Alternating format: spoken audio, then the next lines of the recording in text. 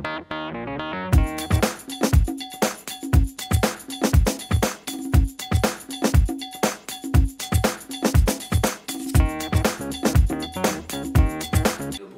ni d'enviar-ho a editorials, ni de fer-ho res. Simplement era pel plaer d'escriure i passar-m'ho bé. Més que escriure, que no em considero un escriptor, que l'escriptor és la persona que sap donar forma a les frases, sap conèixer les paraules, la morfologia de tot el tema lingüístic. A mi el que m'agradava és anar molt al gra i inventar-me una història des del principi fins al final sense aprofundir molt en els personatges i dir molt el que volien. Vaig començar a fer contes curts, després una mica més llargs i se'm van perdre. Van passar els anys i se'm van perdre. Després a la meva vida, bueno, cases, tens canalla, no tens temps de fer grans coses, en aquest sentit vull dir, els altres sí.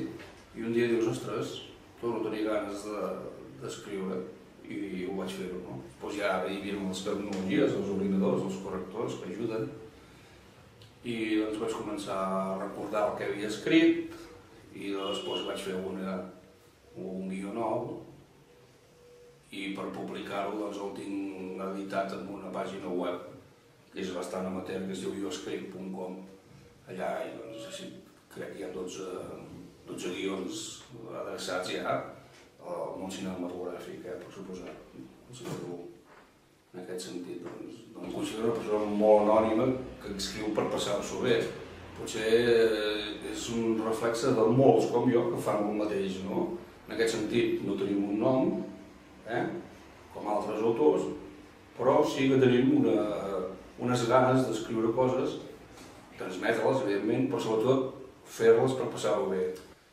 Amb el títol, bàsicament amb el títol, és el primer que faig, així com altres autors és l'últim. Jo, si poso el títol, sé ben bé cap on tinc que anar.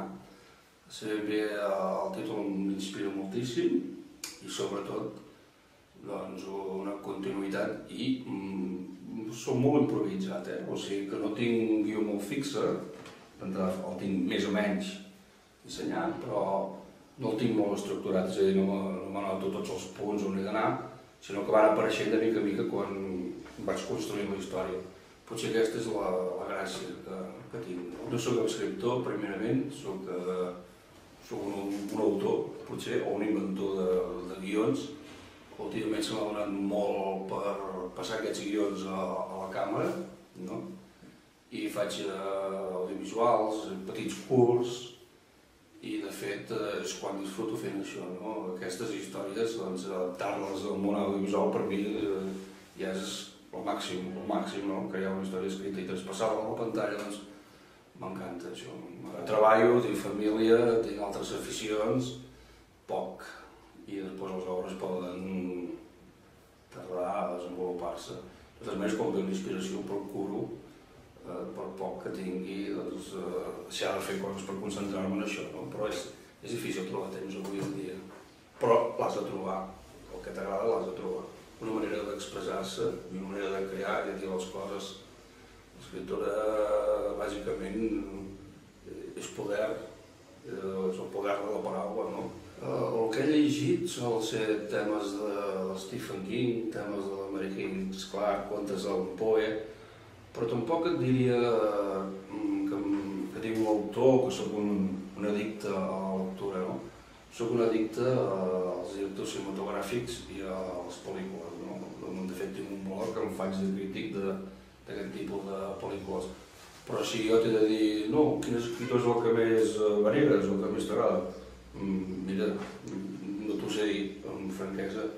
M'agraden molts i alhora m'agrada més el món audiovisual que no pas l'escrit. Suposo que la primera obra és la que més em marca, la primera, i després vaig estar semifinalista d'un premi de Jo Escric que van convocar, una obra que es diu Somnis de paper, que potser és l'obra que més m'agrada. En tinc un que fa un any i mig que està encantat a l'ordinador, una mica encantat perquè tots els textos curts o textos que ja havia publicat els estic adaptant una mica al món del curtmetratge, no?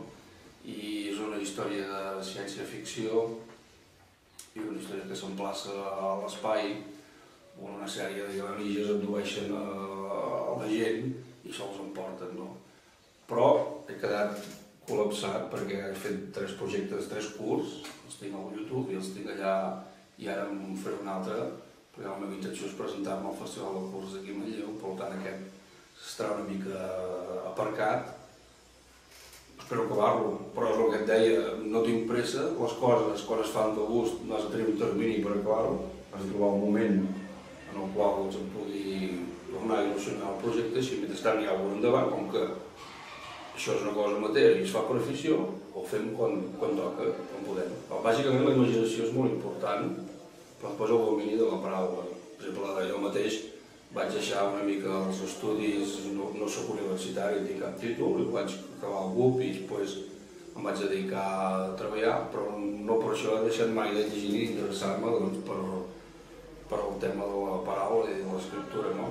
Quan acabes, quan fiques fi, quan has ficat al final i dius, ostres, no sé, dura 100 pàgines, 120, 130, les que sigui, dius, a partir d'aquell títol s'ha acabat i volia explicar allò. Doncs aquest és el moment més gratificant. A banda d'enviar-ho a editorials, que t'ho publiquessin i tot això, que això seria, suposo, el màxim, per mi no. Per mi el més gratificant és quan jo poso fi i he creat una cosa. Tant me fa el de més, sincerament. Escrivint no pots tenir cap frustració. La frustració és aquella persona que es capfica en una cosa i a partir d'aquí venen no una frustració, sinó moltes, perquè veu que no aconsegueix allò que vol.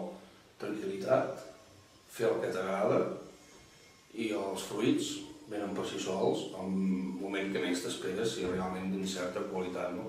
Però no desesperar mai, continuar, ser constant i si no surt avui sortirà demà.